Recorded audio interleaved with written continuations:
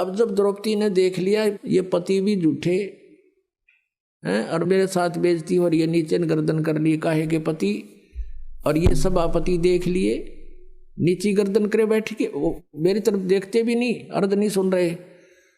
जब संसार से जिसकी हट जाता है आस्था कि यहाँ कोई तेरा नहीं, तब हम भगवान याद आता है। तब उसने आत्मा रोई, उसकी मन की पुकार नहीं थी वहां पर। मन की तो पुकार है, मन गाड़ी दे दे, कार बड्डी सी, एक कोठी दे भगवान, फलाना दे भगवान, ये था मन की पुकार। और ये आत्मा की पुकार थी, सच्ची सचमुच आवश्यकता है अब इसकी बचाव की। अब क्या होता है कि यहाँ जब हम रोते हैं, रोते तो सभी हैं, जिस पर आपदाएं आती आत्मा सभी रोती हैं और याद भी करती हैं भगवान को लास्ट में। तो क्या होता है, हमारी पुकार जाती है धर्मराज के दरबार में, जो यहाँ का लेखा जोखा करता, अकाउंट करता हम सबका। और वहां जब पुकार जाती है तो वहां आसपास बहुत जोर की शोर हो जाता है उस चिल्लाहट का। तो उसी समय धर्मराज देखता है कि किस नंबर की आत्मा पर क्या आपत्ति है, और मैं उसका कोई पिछला पुण्य है कि नहीं किसी संचित कर्म में भी। फिर वो देखता है कि उसका यदि कोई पुण्य है तो वहां से फिर वो पुण्य का प्रतिफल नीचे आता है, और पूर्ण परमात्मा ही उसी को आधार बना के उस पुण्य के आधार से उसकी रक्षा करता है। करता वही है पूर्ण परमात्मा ही, और वो अपना नाम नहीं लेते। कहते हैं 184 जीव को और साहेब भोजन देत, 184 पोखता, वो अपना नाम नहीं लेते। अपना नाम नहीं लेने आता, उसका बहाना बना दिया, उसको ऐसे मिल गया, उसको ऐसे मिल गया, वो करा वही रहा है सारा कुछ। तो वहां से वापस आती है, तो इसकी पुकार पहुंची द्रौपदी की वहां, और उसकी वहां फाइल खुल गई, वो सीडी ऑन होगी उसके पुण्य कर्मों की। तो उसमें देखा धर्मराज ने कि एक इसने परम संत को, सुपात्र को, और जिसको आवश्यकता थी, एक साड़ी का टुकड़ा दे रखा है, और उस संत ने उसको आशीर्वाद दे रखे है, उसका ढेर लग गया है। तो वहां से क्या था, जैसे श्री कृष्ण जी जो थे पांडवों के गुरु थे, आध्यात्मिक गुरु। जैसे गीता जी अध्याय नंबर 2 के श्लोक नंबर 7 में अर्जुन कहता है कि मैं आपका शिष्य हूं और आप हमारे गुरु हो, आचार्य हो, और मैं मुझे जो आज्ञा दो, जो मेरा हित हो वो बताइए, मेरी बुद्धि काम नहीं कर रही है। तो श्री कृष्ण जी गुरु थे। करे करावे साइया मन में लहर उठा, दादू सिरधर जीव के आप बगल हो जा। अब वहां से जैसे यहाँ से पुकार गई धर्मराज के दरबार में, वहां से रिफ्लेक्ट हुई कि उसका पुण्य है, उस पुण्य की प्रतिफल फिर आया श्री कृष्ण जी के शरीर में टकराया, क्योंकि उसका गुरु था वो। अब परमात्मा ने भक्ति को जीवित भी रखना था। काल चाहता है कि ये भक्तिहीन हो जाए, इनका कोई काम सरे नहीं भगवान की भक्ति से, इसलिए शास्त्र विरुद्ध साधना शुरू करवा रखी है इसने, तो ये नास्तिक हो जाए। और परमात्मा का प्रयत्न रहा है, क्योंकि कलयुग तक यह भक्ति घसीट के लानी थी भगवान ने, कबीर साहब ने। कभी समय आने पर बताएंगे कारण क्या था। अब प्रसंग दूसरा चल रहा है। जिन्होंने सत्संग ज़्यादा सुन रखे हैं उनको मालूम है कि परमात्मा कबीर जी परमेश्वर की और इस काल की वार्ता हुई थी। इसने कुछ प्रार्थना की थी और परमात्मा ने वचनबद्ध होकर उसने कहा था कि 3 युग में जीव थोड़े ले जाना, चौथे में आप कितने ले जाना। तो ये चाहता है कि चौथे युग तक इनको सबको नास्तिक बना दूं। जैसे महात्मा बुद्ध थे, पिछले जन्म के बहुत अच्छे पुण्यकर्मी प्राणी थे, राजा के घर जन्म हुआ, क्योंकि जो स्वर्ग में रह रहा है उसका यहाँ दिल कहाँ लगे, राज भी त्याग दिया, भगवान पाने की चेष्टा की, लेकिन वे ऑफ वर्शिप ठीक ना होने से, उनके वचन में शब्द में शक्ति थी पूर्व जन्म की, लेकिन वे ऑफ वर्शिप ठीक नहीं थी। उसने अपनी वचन की यानी शब्द की शक्तियों से वो प्रभाव था उसके वक्तव्य में, जिस कारण से लाखों लोगों को संग लगा लिया। लेकिन उनके द्वारा बताई गई भक्ति विधि से किसी को आध्यात्मिक लाभ नहीं हुआ तो सभी नास्तिक हो गए। पूरा चीन और पूरा रूस ये सब बौद्धिक धर्म को मानने वाले थे, बौद्ध धर्म को, आज सारे नास्तिक हो गए। काल यही चाहता है कि नास्तिक हो जाए, फिर सुना ही नहीं भगवान के बारे में, कटा टंटा। और परमात्मा चाह रहे थे कि किसी प्रकार यह भक्ति इस प्राइम टाइम तक पहुंच जा, आस्था बनी रहे प्यारी आत्माओं की भगवान में। तो इस तरह के उदाहरण वो स्वयं करके गए थे। और मर्यादा भी बनानी थी कि गुरु के बिना काम नहीं होना। अब श्री कृष्ण उनके गुरु थे। श्री कृष्ण तो रुक्मिणी के साथ शतरंज खेल रहा था, बता क्या का गुरु था वो। अब उससे क्या होना था, वो खुद थोड़ा रंगरेलियां मना रहे हैं। अब लेकिन परमात्मा ने तो वो जो कार्य विधिवत करवाना और इसको जीवित रखना था कि गुरु के बिना मैं काम नहीं करूंगा तुम्हारा। तो वहां रुक्मिणी बैठी थी और शतरंज के पास से डाले श्री कृष्ण जी ने, और पास से डालकर कुछ न्यो बोला करें, कच्चे 12 पक्के 18 जैसे भी कुछ उनका वो होते हैं कि इतने बोल कर जब मारा करते ऐसे। तो उसने न्यो पास से डाल दिए और पास से डालकर हाथ ऐसे आकड़ गया, जैसे नो आकड़ गया और नो का अनंत। अब वो कृष्ण नहीं बोला, वो तो बुलवा गया उस परम शक्ति तय, क्योंकि वो वहां से फिर वहां भेजना था। अब हम तो यंत्र हैं उस परमात्मा के, चला वही रहा है। तो क्या बताते हैं, अब रुक्मिणी ने उनका हाथ पकड़ लिया कि हार गए ना, अनंत अनंत करने लग गए, बोल के मांगे इसमें पास से डाले हैं इसकी ये बोल। तब न बोली कि रुक्मिणी कर पकड़ा मुस्काई, हाथ पकड़ कर हंसन लागी, अनंत कहा मोकू समझाई। ये अनंत किस लिए कहा तूने, हार गया ना तू। तो वो कहते हैं दुशासन को द्रौपदी पकड़ी, हमारी भक्त शकल में सिखरी। अब यहाँ परमात्मा बुला रहे हैं श्री कृष्ण के यंत्र को, उस बॉडी को, और जो हमारा भक्त पिछोड़ी होई तो हमारा नाम न लेवे कोई। श्री कृष्ण तो वहाँ पासे खेलन लग गया, इतना कह के बस वो तो लग गया, आज जा खेल लेंगे। उसने ना पता है क्या हो रहा है सांग। कहते हैं तन देही से पासा डारी, वो पहुंचे सूक्ष्म रूप मुरारी। मुरारी माने राक्षसों पाप रूपी कर्मों का नाशक। वो कबीर परमेश्वर वहां पहुंचे, कृष्ण तो वहां पास से खेल रहा था। ऐसे खेलने लगा शतरंज। उसने याद भी को ना कि क्या था ना, जैसे गीता में वो काल बढ़ के इसमें बोल गया सारी गीता जी को, उसको पता ही नहीं मैंने क्या बोला था। और परमात्मा अपने आप वहां रिमोट से बुलवाते, वो किसी के शरीर का आश्रय नहीं लेते।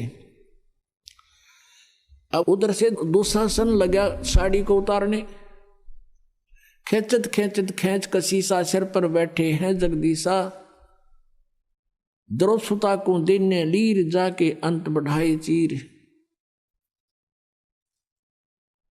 खेचत खेचत खेच कसी सा सिर पर बैठे हैं जगदीशा, द्रौपदी के चीर बढ़ाए शंख शंखों पार नहीं पाए।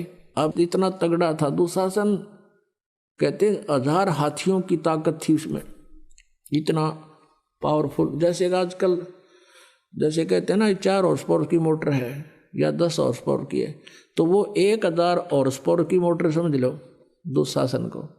और द्रौपदी एक अबला, भगवान की शक्ति साथ थी, वो सारी पावर फैल होगी। कति खींच खींच कर तो बेइज्जती करना चाहो थे और खूब जोर लगा रहे थे प्रतिशोध लेने के लिए। गुस्से में पसीना पसीना हो गया योद्धा,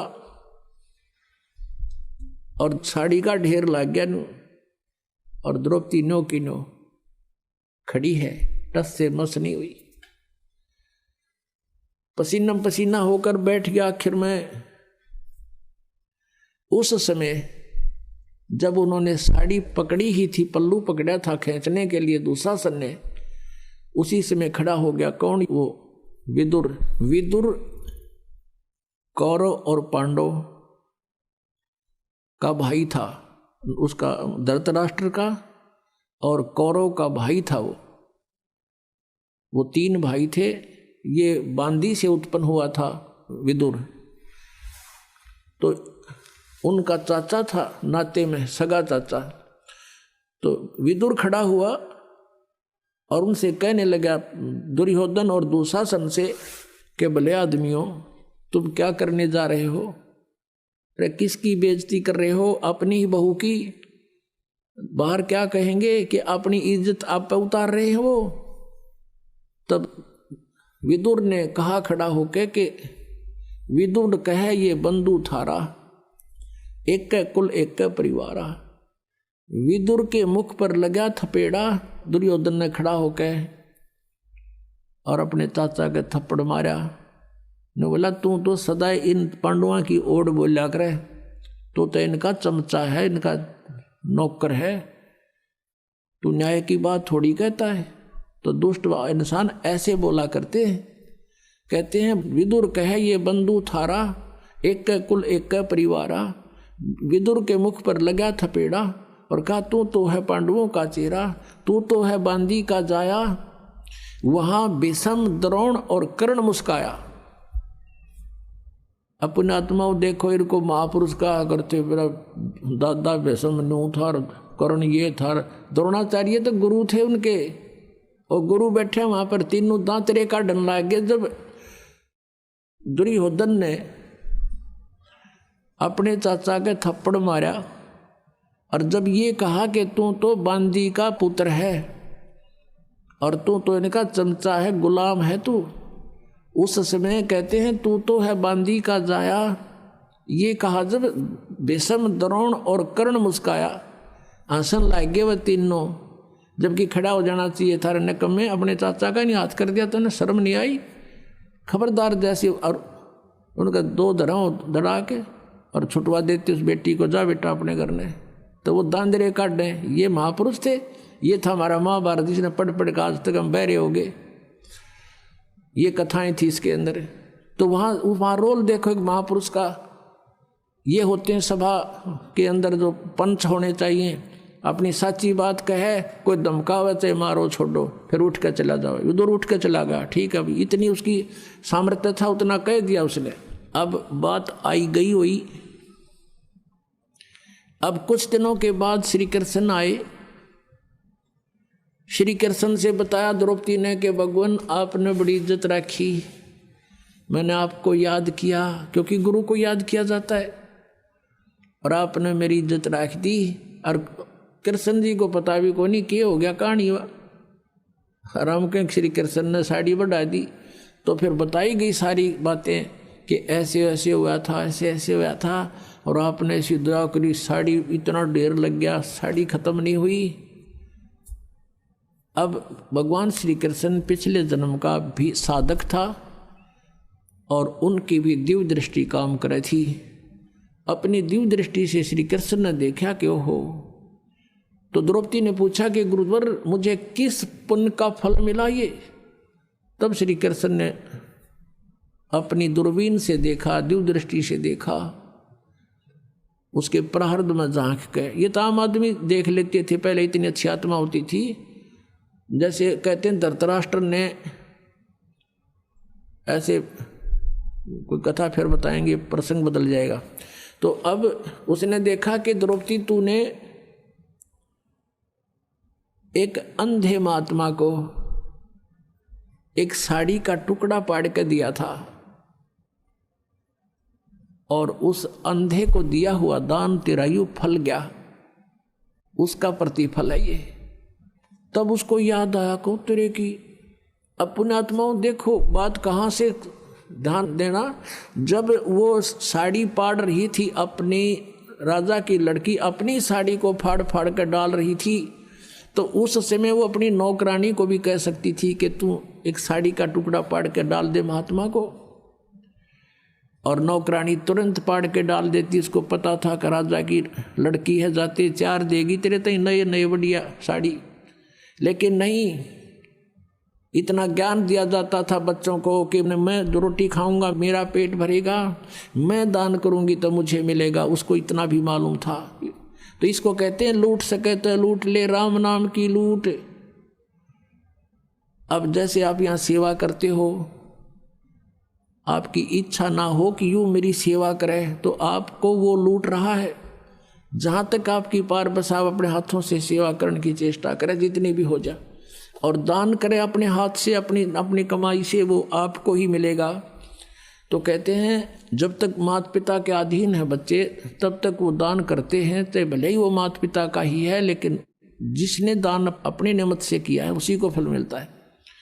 अब द्रौपदी कहती है कि हे भगवान, एक छोटी सी लीर पाड़ कर दी थी मैंने और उसका इतना फल मिल गया, इज्जत रख दी मेरी, साड़ी तो देखी जा, लेकिन आज जो मेरी इज्जत रही है उसकी तो कोई कीमत नहीं।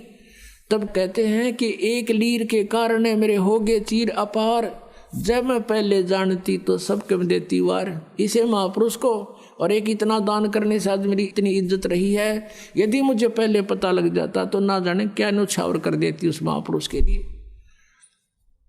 तो पुण्यात्माओं, परमात्मा को पता था कि इसका और कोई ऐसा संस्कार नहीं है जहां उस समय इसकी रक्षा हो सके। नाम इसने ले नहीं रखा, क्योंकि रानी बन गई, अंडी पाकेगी, और जब दुर्गति होगी, जब भगवान याद आता है तो इसे दयालु है परमात्मा, ये पहले ही प्रबंध करा देते हैं और कहते हैं गए लगे लग गया फिर जब लग धरती आका।